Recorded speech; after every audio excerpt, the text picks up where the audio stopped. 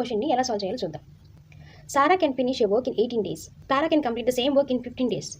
Tara worked for 10 days and left the job. In how many days can Sarah finish the remaining work alone? So Tara 10 days work చేసి she left the job and then Sarah ఎన్ని రోజుల్లో ఈ work complete చేయగలదు. ఇక్కడ మనకు ఎంత total work అనేది తెలియదు.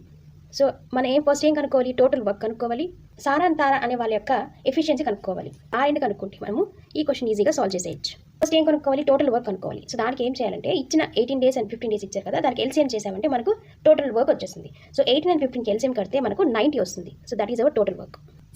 ఇప్పుడు మన ఎఫిషియన్సీ కనుక్కోవాలి. సారా 18 daysలో వర్క్ చేసినప్పుడు టోటల్ వర్క్ 90 అయితే ఆమె యొక్క ఎఫిషియెంట్ ఏమవుతుంది, 18 times 5 is 90.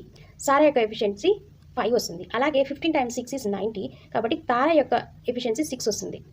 Tara work for 10 days. So తారా ఎన్ని డేస్ వర్క్ చేసింది, 10 days చేసింది. ఆమె యొక్క ఎఫిషియన్సీ ఎంత, 6. కాబట్టి సో నువ్వు 6తో మల్టిప్లై చేస్తే మనకు డేస్ వస్తుంది.